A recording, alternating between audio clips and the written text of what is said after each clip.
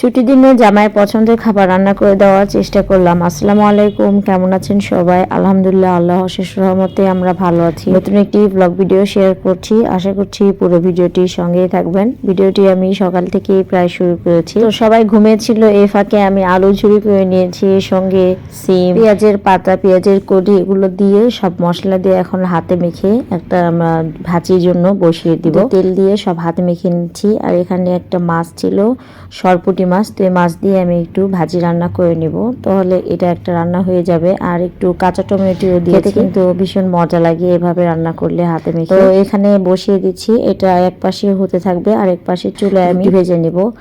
আর এই তরকারিটা কিন্তু প্রায় হয়ে এসেছে, এটাকে উল্টে পাল্টে সুন্দরভাবে বসিয়ে দিলাম। আর এই ফাঁকে সবাই কিন্তু প্রায় উঠে গিয়েছে ঘুম থেকে। আর এখন আমি রুটি ভেজে নিচ্ছি, মানে পরোটা ভেজে দিচ্ছি, যেহেতু ছুটির দিনে বেশিরভাগ সময় পরোটা ভেজে দিই। আর আমার ডেইলি ব্লগ ভিডিও যদি আপনাদের কাছে ভালো লেগে থাকে, প্লিজ একটা করে লাইক দিবেন। আর এরকম নিত্য নতুন ভিডিও দেখতে চাইলে আমার পেজটি অবশ্যই একটু কষ্ট করে ফলো দিয়ে রাখবেন, কারণ ভিডিওতে মোটামুটি ভালোই ভিউজ হয়ে থাকে, কিন্তু আপনারা হয়তো ভুলেই যে লাইকও না দিয়ে চলে যান। আমি কিন্তু সবসময় তার পছন্দের খাবারই রান্না করে দেওয়ার চেষ্টা করি, তাকে অবশ্যই জিজ্ঞেস করি যে কি খাবার এই সন্ধ্যায় বা এই সময়টা, এটা কি রান্না করব। তারপর তার কিন্তু অভিযোগ থাকে মাঝে মাঝে, সবার ক্ষেত্রে থাকবে। আচ্ছা, যাই হোক, আজকে চেষ্টা করেছি যে তার ভালো মন্দ যেটা খেতে যাবে সেটা রান্না করে দেওয়ার, কারণ সে যেহেতু আমার একটু খোঁজ খবর রাখি, একটু মানে পুরোটাই, তো আমারও উচিত তার ভালো মন্দ সবকিছু দেখার।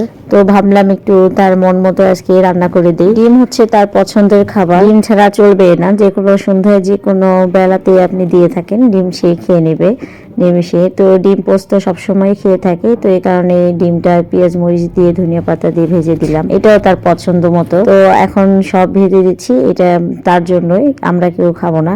আর আমি হয়তো একটা ডিম পোস্ট করে নিব, সেটা পরবর্তীতে। মানে ডিম যে প্রকারের দেন আপনি, তার খেতে কোনো অনীহা নাই, এই কারণে বললাম। আচ্ছা, ডিম ভাজা হয়ে গেছে, আর ডিমটা ভেজে এখন তার জন্য খাবার বেড়ে দিচ্ছি। এখন সকালের নাস্তা সে করে নেবে, এমনিতেই লেট হয়ে গেছে। আর এই তো আমার ভাজিটাও কিন্তু রান্না হয়ে গেছে। আর এখানে সেই দিন আমি যে বাজারে গিয়েছিলাম, তো বাজার থেকে যে মুরগিটা নিয়ে এসেছিলাম চামড়া সহ, এটাকে কি মুরগি বলে এখন আমি নাম বলতে পারতেছি। তো এখন সেই মুরগিটা আমি সুন্দর করে বেছে ওটা পরিষ্কার করে ধুয়ে নিয়ে বসিয়ে দিচ্ছি, এটা হাতে মেখে বসিয়ে দেব।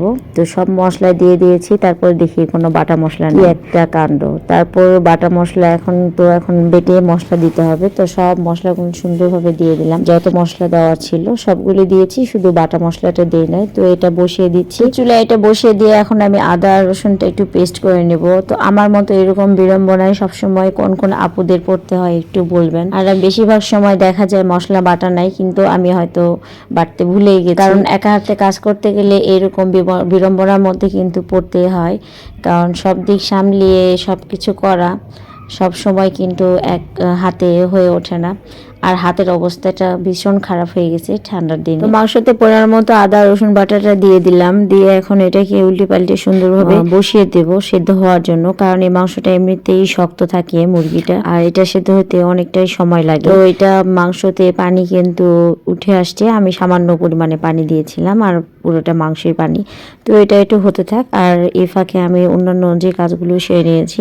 আর এখানে দুপুরের জন্য খাবারও দিয়ে দিয়েছি। আর আমার জামাই সালাদ করতে যে হাত টাট কেটে একাকার, তো আমি এই জন্য একটু চিৎকার করলাম যে আমি তো করে দিব, তো কারণে মাঝখান দিয়ে ঝামেলা করার কারণটা এই তো। আর এই তো আমার রান্না কিন্তু হয়ে গেছে, প্রায় বিকেলই হয়ে গেছে বলা যায়। আর এই তো মাংসটার ফাইনাল লুক কেমন হয়েছে। তো এখানে আলুও দিয়েছি, এটা আর ভিডিও করা হয় নাই, এমনিতে তারা শুক্রবারে দেরিতে ঘুমানো হয় রাতে, আর ওঠাটাও দেরি হয় বেশিরভাগ সময়। তো আজকে একটু তাড়াতাড়ি উঠেছি, তারপরে অনেক কিছু সামলিয়ে এই তো রান্না বান্না দেরি হয়ে গেছে। তো রান্না শেষ করে এখন খাবারে তো বেড়ে দিচ্ছি, টেবিলে সব নিয়ে যাব খাবার ওদের। আর রান্নার ফাঁকে কিন্তু আমার জামাইয়ের মাংসের টেস্ট হয়ে গেছে, কেমন হয়েছে এটা তো অবশ্যই দেখতে হবে, যে কোনো মাংস। চেষ্টা করেছি আজকে ব্লগটি সুন্দরভাবে আপনাদের কাছে শেয়ার করার, তো কেমন লাগলো অবশ্যই কমেন্টে জানাবেন। তো ভালো থাকবেন সবাই, খোদাফেজ, আসসালামু আলাইকুম।